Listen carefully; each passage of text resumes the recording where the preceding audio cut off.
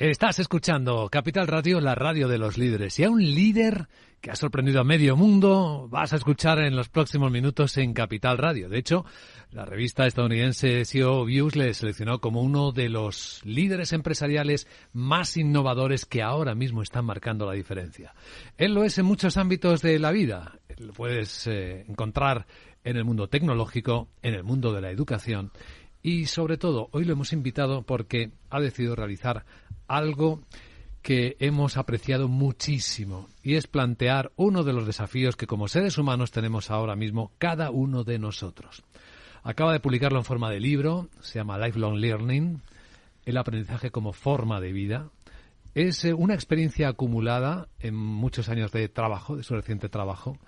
Quizás es la expresión de lo que ha desarrollado en una iniciativa tecnológica líder en el mundo de educación, que es Global Alumni. Él es el fundador y el CEO de Global Alumni. Es Pablo Rivas. Hola, Pablo, ¿cómo estás? Pues estoy muy bien y encantado de estar aquí contigo, Luis Vicente. Esto que acabas de publicar, Lifelong Learning, es algo más que un libro, ¿no? Me da la impresión una necesidad que has sentido. Es una necesidad, es el resumen de lo que llevamos haciendo 10 años y sobre todo es una reflexión que yo quiero hacer y que quiero invitar a todo el mundo en un momento, en un contexto complicado como es el actual, de una transición tanto económica como tecnológica, de que sepamos que hay cosas que son muy importantes que no estamos tratando. Y es la necesidad de capacitarse nuevamente para un mundo que viene, que ya está aquí y que va a seguir cambiando y que como nosotros nos sigamos cambiando, pues nos va a dejar atrás, ciertamente. Va más allá incluso de eso, ¿no? Porque no se trata de hacerlo ahora, sino de hacerlo siempre. De hecho, subtitulas el aprendizaje como una forma de vida. Sí, porque el anglicismo de Lifelong Learning, por si alguien no lo entendía, dije, voy a ponerle un subtítulo diciendo, pues el aprendizaje como forma de vida. Ya yo creo que la reflexión, el axioma de partida que necesitamos, Luis Villa, es vamos a tener que aprender. La idea de colegio, universidad y potencialmente un máster u otra serie de formatos sirve, pero ya no es suficiente. Y entonces hay que empezar a aprender pues durante toda la vida. Y eso cuesta trabajo, y eso cuesta esfuerzo, y eso cuesta salir de la zona de confort. Pero es una necesidad. Es como yo ya lo equiparo a dormir, a comer, a ir al gimnasio y a estar sano mental, físicamente, pues también hay que estar sano en el plano de la formación. Como una nueva necesidad vital. Pues si cuesta esfuerzo aprender constantemente, desaprender puede que cueste más, ¿no?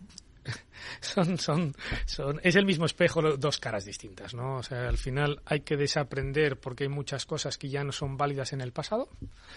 Hay otras muchísimas cosas que sabemos que tenemos que seguir potenciando en el presente y sobre todo tenemos que aprender muchas cosas nuevas en el futuro. Entonces son 3 estadios vitales que tenemos que ir incorporando y que cuanto antes lo hagamos, más capacidades tendremos. Y luego, si quieres, doy mi definición de empleabilidad, que yo es una cosa que comparto muchas veces porque es muy gráfica, ¿no? Y la empleabilidad para mí tiene no la etimología de la palabra, ¿no? Sino la empleabilidad para mí es tu libertad personal, es decir, tu libertad para elegir dónde quieres estar y dónde quieres estar, qué trabajo quieres hacer y qué trabajo no quieres hacer. La empleabilidad significa tu capacidad para generar ingresos, es decir, tu riqueza, es decir, si te van a pagar más o te van a pagar menos, el nivel de capacidad de resolución de problemas que tengas dentro de una empresa, dentro de una institución, dentro de un organismo, y eso es muy importante. Entonces, tu empleabilidad, si no va en aumento, pues va retrocediendo o va decreciendo, y eso es un problema. Eso es un problema. Este es un tema muy importante. ¿Qué capacidad real tenemos cada persona para trabajar en nuestra empleabilidad? Infinita, tanto como quieras. Es decir, o sea, ahora si ya se está hablando de 3 carreras profesionales. Yo tengo casi 40 años y llevo una década dedicada al sector público, una década a ser emprendedor, con lo cual yo ya me he reciclado por lo menos, o sea, me faltaría una tercera profesión para cumplir un poco los parámetros. Entonces, claro que se puede reciclar. La empleabilidad es infinita. Uno puede ser panadero y luego puede ser emprendedor y luego le puede gustar. Pero, claro, depende del nivel de energía que cada uno de nosotros le queramos poner a esto. Uno, mañana, Luis, puedes dedicarte a tener, no sé, un restaurante o un museo o te puede... O sea, es que es así y es real. Lo que pasa es que, claro, nos visualizamos siempre una casilla y esa casilla para siempre. Y eso solo pasa en la función pública. Todos los demás no funcionan. Imagino que has analizado y te has preguntado por los obstáculos, ¿no? ¿Qué impiden que hagamos esto si realmente nuestra posibilidad, nuestra capacidad es infinita, ¿por qué nos quedamos atrapados? Bueno, pues esto es como hacer dieta, es como ir al gimnasio, porque el estado de confort y la zona donde estás es muy cómoda. Entonces, claro, salir de la zona de confort, esto es como romper átomos, ¿no? Se necesita una cierta energía, una cierta dedicación, y la dedicación y la energía pues son dos recursos que ciertamente son escasos. Se necesita fuerza de voluntad, se necesita además desaprender hábitos de una cosa que ya sabías, cambiar mentalidades, cambiar actitudes, cambiar aproximaciones, cambiar incluso probablemente hasta de entorno profesional y laboral, cambiar que en vez de irte a las 5 de la tarde a tomar una cerveza después del trabajo, pues te tienes que ir a una academia o a casa a estudiar, etcétera, etcétera. Entonces hoy el conocimiento está ahí. O sea, hoy nadie puede decir que el conocimiento no exista. Internet, la maravilla de Internet es su capacidad para llevarse por delante cualquier barrera a el conocimiento. Con lo cual el conocimiento está ahí. Ahora, si tú no lo quieres tomar, coger, absorber, pues ya es un tema de libertad individual. Con lo cual yo creo que pasa por una reflexión, y por eso el libro está muy enfocado, es muy bien el problema institucional, pero no pensemos que el Estado nos va a resolver este problema. El Estado tiene que incentivar, como siempre, marcos legislativos fiscales que esto lo promuevan. Si tú o yo no queremos cambiar, no vamos a cambiar, y ya nos lo puede decir quien quiera, como sea, cuando sea. Mario Alonso Puig, el conocidísimo y prestigioso cirujano especialista en el cerebro, ha querido prologar tu libro. Mario Alonso Puig es una de esas personas que continuamente nos dice que los límites nos los ponemos nosotros, ¿no? Estáis muy conectados, veo. Pues están conectados como prólogo a libro, ¿no? Entonces, yo creo que Mario lo que lleva haciendo los últimos 40 años desde una perspectiva de médico, diciendo, si quieres, puedes, si puedes, quieres, y si quieres hacerlo, puedes llevarte tú a ti mismo a otros límites. Por eso yo pensé que era el mejor prologuista. Siendo sincero, creo que era el mejor prologuista que podía tener para un libro como el mío, donde lo que estamos hablando al final del día es de individuos, de personas que quieren cambiar, que quieren mejorar, que quieren ser distintas, y ojo, lo que eso conlleva, porque a la respuesta o a la pregunta de ¿tú quieres ser mejor? Sí. ¿Quieres tener más empleabilidad? Sí. Muy bien. ¿A qué estás dispuesto a sacrificar? ¿Qué estás dispuesto a renunciar? ¿Cuánto tiempo le vas a dedicar? ¿De qué tiempo lo va? Porque al final 24/7 lo tienen todos, ¿eh? O sea, 24/7 es un axioma que da igual que seas rico, pobre, alto, bajo, hombre, mujer, da igual. Esto es 24/7, las cartas son iguales para todo el mundo. Exactamente iguales. Ahora, cómo juguemos las cartas ya cambia mucho la partida en función de unos y de otros. Entonces yo creo que Mario pues era... se lo pedí, no con la esperanza que me dijese que sí, me dijo que sí, con lo cual pues muy contento de que una persona de la talla intelectual, personal y humana de Mario prologue mi libro, ¿no? Un libro muy útil para reflexionar. Hemos empezado hablando de él en términos de acción personal, pero obedece a unas coordenadas en las que Pablo Rivas se mueve. Y si no tengo mal entendido en tu vida profesional, pues por una parte siempre te ha apasionado, te ha atraído la revolución tecnológica, el gran cambio en nuestro tiempo, la propia internacionalización de la economía, no aceptar los límites de las fronteras, o sea, eso parece que puede contigo, ¿no? Las fronteras no existen para ti. Y luego la educación digital de calidad, que toca mucho, claro, lo que acabamos de comentar. Ahí están tus coordenadas, ¿no?, para entender qué es lo importante en el mundo y cómo estamos cambiando. Pues sin ninguna duda, lo de que no hay coordenadas, pues mira, Global Alumni hoy opera en más de 120 países, una empresa que empieza literalmente en mi casa. Operamos en 120 países, operamos en 7 idiomas, inglés, español, portugués, francés, italiano, polaco, y pronto creo que abriremos coreano o chino. Con lo cual, las fronteras son un invento de los humanos, y están bien, y son una forma de organizarse que más o menos, si no se vulneran y se respetan y tienen un cierto sentido, pues están bien, ¿no? Dicho esto, el ser humano tiene las mismas o casi las mismas necesidades en una zona que en otra. Europa tiene además un problema de bono demográfico muy importante, que es que la población se envejece, es decir, nuestra fuerza laboral cada vez es más mayor, y eso significa que tiene que reciclarse más que una fuerza laboral que puede tener gente más joven que viene por debajo con otras capacidades, con otros conocimientos, con otras habilidades, como puede ser, por ejemplo, América Latina. Europa necesita necesariamente hoy hacer una reflexión sobre su fuerza laboral. Tiene una fuerza laboral muy preparada o bastante más preparada que otros países o que otros continentes, pero necesita ese +1 que probablemente yo creo que hay 2 economías que claramente lo están haciendo, que son Corea del Sur y los propios chinos. E India, con otro ejemplo también. India hace 30 años tuvo un plan director que dijo, oiga, nosotros vamos a ser todos informáticos. Si os acordáis esto de los años 90, los años 2000, dijeron, claro, y tienen una capacidad productiva, una fuerza laboral de ingenieros y de gente en habilidades tecnológicas muy superior a casi cualquier otro país, ¿no?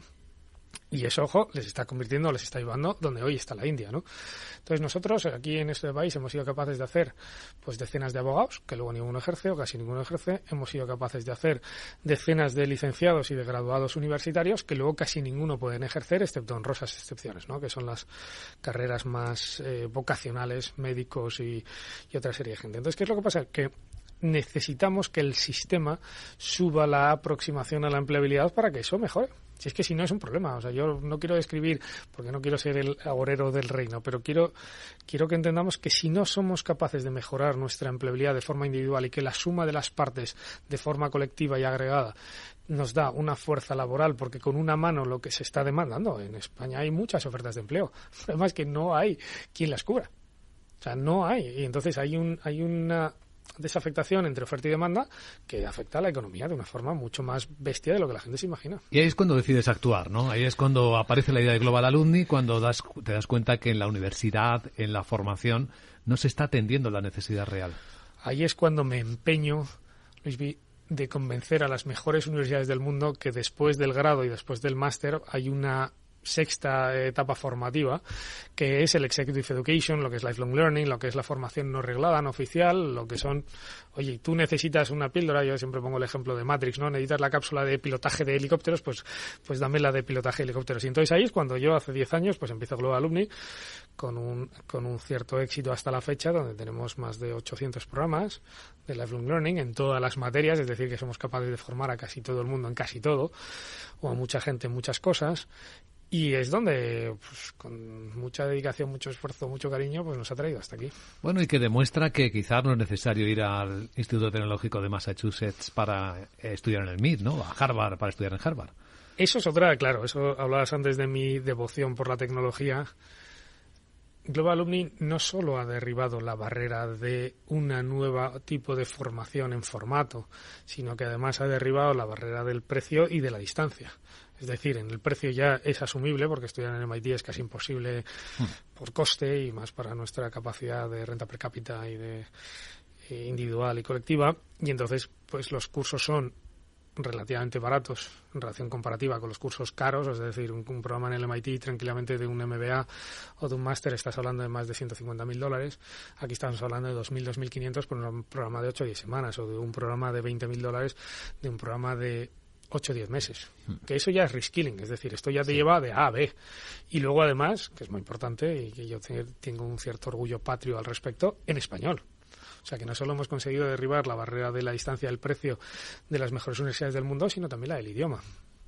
¿Cómo has conseguido convencer a esas instituciones centenarias tan prestigiosas de que esto era posible, viable? Alguien, un joven emprendedor de España, llega allí. ¿Cómo lo has hecho, Pablo? Pues mira, la verdad es que no lo sé. Yo creo que les caí bien. Creo que mi insistencia fue... Oye, al final, o sea, yo creo que ya fue muerte por agotamiento, ¿no? O sea, tanto les insistí que me lo dejasen que al final, o que me dejasen hacer una prueba que al final, pues yo creo que para que me callase me lo dejaron. Y luego ya, pues una vez que haces la primera prueba, se van fiando de ti, ve que somos gente muy seria, somos muy profesionales, somos gente muy dedicada, con una cariño y empeño a todo lo que hacemos muy importante, y eso los americanos lo valoran sobremanera. Entonces, una vez que te dejaron un programa, pues oye, hasta que hoy tengo 100, ¿no? En el MIT, 70 programas en la Universidad de Chicago, 7 programas en la Universidad, en la Booth Business School de la Universidad de Chicago. O sea, es decir, ya empezamos a tener mucha penetración en nuestro microsegmento, que es el de la educación universitaria no reglada. ¿Y cómo se conecta con la oferta, con la necesidad de las empresas, la propia oferta de Global Alumni? Pues mira, esto es muy importante, porque lo que hacemos es, como esto es Executive Education y no tiene que estar sometido a una ANECA de turno o a una regulación, nosotros lo que estamos viendo es cuáles son los gaps que hay en el mercado, que de hecho diré que la Fundación Telefónica tiene una herramienta muy potente para saber lo que se está ofertando, o sea, cuáles son realmente las ofertas de trabajo, que las agrega con un algoritmo muy simpático. Entonces, nosotros lo que vamos viendo es cuáles eran los gaps. Cuando empezamos hace 10 años se estaba hablando muchísimo de marketing digital, de Big Data, de Inteligencia artificial, seguramente. Bueno, se empezaba. Esto ha caído un poco más tarde, porque date cuenta que en 10 años ha cambiado mucho el mundo. Y luego se empezó a hablar mucho de criptomonedas, de blockchain, que tuvimos 4 o 5 años muy fuertes. Ahora, evidentemente, se está hablando mucho de inteligencia artificial, se está hablando mucho de sostenibilidad, se está hablando mucho de igualdad, se está hablando mucho de otros parámetros, que esto va evolucionando ahí y cambia cada 2 o 3 años. Entonces, siempre tienes temas más de moda, ¿no? O sea, temas que tienen más picos de demanda, pero luego siempre tienes una base, insisto, que es toda tu fuerza laboral que tiene que llevar de A a prima, ¿no? Marqueteros que se han tenido que pasar a ciencia de datos y a entender qué es HubSpot, cómo se funciona un CRM, cómo se conectan los datos, qué es la programática, etcétera, etcétera. Y hay muchos miles, si no millones de personas que tienen que pasar por este proceso, y esto no va a ser ciencia infusa, ¿eh? O sea que, entonces, ¿cómo detectamos? Lo vamos viendo. El mercado al final lo vas leyendo muy bien y luego, claro, cada una de nuestros partners, cada una de nuestras universidades partner, lo que hace es que son mejores en algunas cosas. El MIT es muy buena en tecnología, Chicago es muy buena en finanzas, ESADE es muy buena en marketing, en soft skills, etcétera, etcétera. Entonces nosotros vamos juntando al que es el mejor haciendo lo que sabe hacer mejor, evidentemente. Voy a abusar y aprovechar esta visión privilegiada para pedir un poco de información privilegiada. ¿Por dónde vienen las cosas? Es decir, en la agenda de los grandes temas que vienen, ¿por dónde nos dirías, Pablo, que debíamos observar y empezar a pensar que debemos aprender? Uh-huh. Es una pregunta muy buena. Pues mira, esto, como te digo, ha ido evolucionando en los últimos años, ¿vale? O sea, yo creo que si hacemos lo que es la moda, que yo no la estudiaría porque todavía tenemos un fondo de armario que tenemos que consolidar antes de empezar con las modas, yo creo que sostenibilidad, economía circular, ESG, ya es un movimiento imparable. O sea, yo creo que ser conscientes del planeta que tenemos después de un coronavirus que nos ha afectado a nivel global, a la salud, a lo básico, que yo creo que después de la salud lo siguiente más básico quizás sea el empleo, pero bueno, antes todavía aún más importante era la salud. Entonces, inteligencia artificial yo creo que se va a poner muy de moda. Ha desaparecido del mapa claramente criptos y blockchain. O sea, es un tema que ya ha quedado eclipsado. Hay un tema que nosotros nos fijamos mucho, que es el hype cycle de Gartner, ¿no? Gartner publica esa famosa curva donde arriba están todos los medios de comunicación, toda la atención, pero sin embargo no sucede nada. Por ejemplo, lo tenemos en Meta y con la realidad virtual, que yo llevo diciendo muchos años, oye, esto no va a funcionar, olvidaros, aunque hablen todos los días los medios de comunicación, esto no tiene economía real. Cuando se le pase y empieza a haber iniciativas, empezará a tener una cierta aplicación en el mundo real, pero no. El Hype Cycle de Gartner, que lleva vigente más de 50 años, te define perfectamente muy bien. Oiga, lo que es tendencia en los medios de comunicación no necesariamente es tendencia a la economía real. Cuando se le pasa a la economía real y bajan las expectativas y se desinfla el globo y entonces ya empieza a haber emprendedores y otras grandes empresas que empiezan a empujar esto, es donde se empieza a crear de verdad economía real. Entonces, ¿dónde creo que va a haber? Yo creo que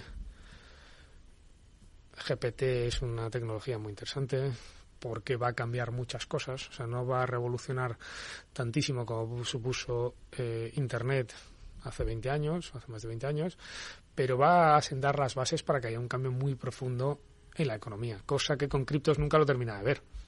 O sea, cripto era una cosa muy especulativa donde nadie sabía nada y hay gente que ha ganado mucho dinero y hay gente que ha perdido mucho dinero a partes iguales. Sistema muy simétrico, por cierto, que la gente no lo entendía, pero sí, o sea, el futuro yo creo que va a ir evidentemente por todo lo que son las grandes tecnologías de la cuarta revolución industrial, cloud, cambiar de CAPEX a OPEX. Esto es fundamental para la escala, para la globalización de las compañías. Hay empresas que todavía no lo tienen interiorizado. Yo digo, mira, que esto ya para mí es el pan nuestro cada día. Y tienen que entenderlo, pero tienen que comprenderlo. O sea, tienen que comprender que deslocalizar el activo, igual que lo entienden perfectamente en una fábrica, lo tienen que entender también en servidores, porque la escala a demanda de ser capaz de crecer en negocios digitales sin hacer grandes inversiones, pues te da una ventaja competitiva tremenda, ¿no? Y aquí en Capital Radio pues hay que hablar de estas cosas. Pues seguramente hay que desaprender modelos de negocio anteriores para aprender. Aprender a desaprender, por cierto, es un libro de Pablo Rivas que recomiendo, aunque hoy hemos empezado hablando de su último, de Lifelong Learning, el aprendizaje como forma de vida. ¿Qué te motiva, por último, Pablo? ¿Qué es lo que te mueve para hacer todo esto que estás haciendo? Pues mira, me motiva a hacer las cosas bien. Me motiva que creo que España tiene que sacar un cierto orgullo, que cuando nos ponemos a hacer algo, lo sabemos hacer bien. Nosotros somos una empresa que competimos muy fuerte con una empresa asiática y con una empresa norteamericana. Somos 3 grandes empresas en el sector. No es un chiste, hay unos americanos, unos indios y unos españoles, ¿no? Y competimos muy bien y competimos muy entre nosotros y hasta nos llevamos bien, ¿no? Pero nosotros... entonces a mí lo que me motiva es hacer las cosas bien. Lo que me motivaba era romper la barrera del idioma de Harvard, MIT, Chicago, etcétera, etcétera, y me motivaba mucho. Y de hecho mi hijo, porque es muy pequeño, pero cuando tenga un poco más le diré, hijo, mira, olvídate de si hemos ganado dinero, mucho, poco, normal, eso da igual. Lo que es importante es que derribamos la barrera del idioma y ya no hay vuelta atrás. O sea, ya MIT siempre estará en español para siempre. Y es gracias a nosotros. Entonces esas cosas, eso, me motiva pues poner la sala de telepresencia inmersiva en Boston entre Harvard y MIT y tener la mejor tecnología o la más avanzada tecnología en un punto, en el mayor punto de la academia de mayores patentes de la humanidad a día de hoy, en la concentración, eso me motiva. O sea, Lo sentimos según lo cuenta Pablo Rivas, CEO de Global Alumni y disruptor por naturaleza, como vemos. Pablo, gracias por esta conversación. Gracias a vosotros y encantado de estar aquí.